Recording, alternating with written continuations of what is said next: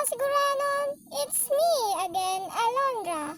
So for today's video nga pala guys, ay aalis kami papuntang Bacolod, Ruban, Sorsogon.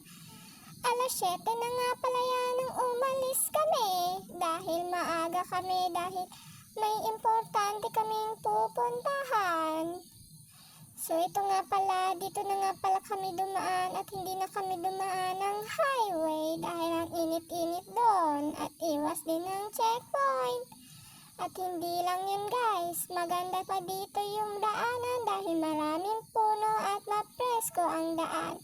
Hindi ka pa maiinitan doon.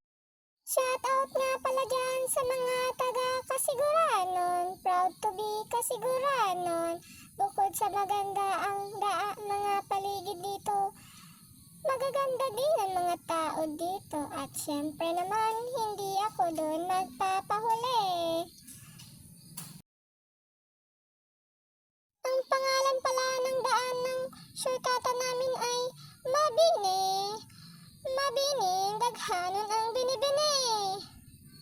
So, ayun guys, nakikita nyo nga naman yung daan namin, napakaganda.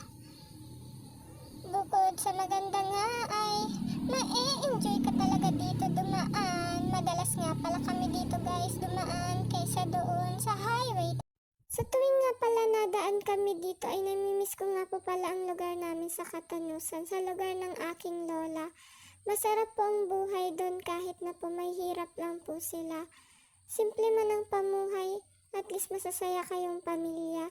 Sa tuwing umaga nga pala nagigising kami doon ng maaga para lang mag-igib ng tubig at manguha ng gulay.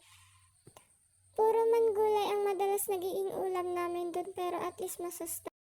Naandito na nga pala kami sa highway. So, hindi na nga po pala kami dumaan ng Bacolod, Ruban, Sorsogon dahil nandun daw po yung mama niya sa Puting Sapa. Kaya pinuntahan na lang po namin dito sa Puting Sapa. Pagpunta nga namin dito sa Minganon ay umalis na daw po yung mama nila dahil nag-shortcut na lang daw po. Kaya ayun, agad naman po kaming umalis at pupuntahan namin dahil malayo din po yung shortcutan nun. Shortcut na yun pero malayo pa rin. Lalo pa kaya kung dito siya dumaan, no? Mas lalo siyang matatagalan. So, andito na nga pala yung mama ni Arlan. Pinasakay na din namin at andito na din kami. Nakauwi na din po kami. Ito nga po palang dalawa. Tingnan nyo ka, umaga ay nagchichismisan. Namiss nga namin pala yung pili. Kaya nagmulot na din po kami ng pili dyan ni Jacob. Yan, ang saya-saya niya. Tingnan nyo nga naman.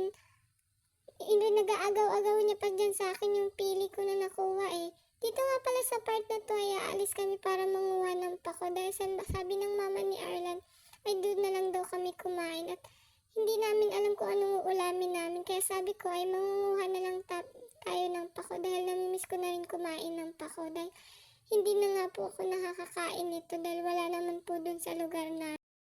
Ito na nga pala guys ang nakuha kong pako.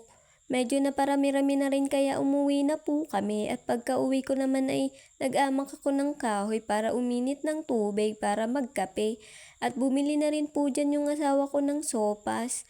So ayan nga pala guys, nag-aamak na nga po pala ako para uminit nga ng tubig. Pagkatapos nun ay naamak ko na, nagkakalayo-kalayo na nga ni siya kaya nga ni binutang ko na ang tubig. Kinuha ko na nga po pala yung pako para gito-gituin. Ewan ko anong tawag dun sa Tagalog. Basta gito-gito yung tawag dito sa amin. So, ayan nga pala guys. Nakikipagchismisan pa ako dyan habang nagigito-gito. Pagkatapos ko nga pala maggito-gito ay agad naman ako kumuha ng sili. Kasi yun lang naman yun makakapagpasarap sa ulam. Kapag wala nun na hindi naman ako ginaganahan. So, ayan nga. Nakakuha na ako ng sili. Ito nga pala guys yung sinaing. Tiningnan ko nga kung luto na, hindi pa pala luto. So, hinanda ko na lang yung iba ko pang lulutuin. Nung naluto na nga yung kanin, ay hagad ko naman nilagay itong karaha at mayroong gata. So, ayan, pinuro-paypayan ko na nga ni Ian tangani maluto na. Ewan ko nung tawag dun sa Tagalog, basta yun yung tawag dito sa amin. Pagkatapos nun ay naluto na nga. Agad naman kaming kumain.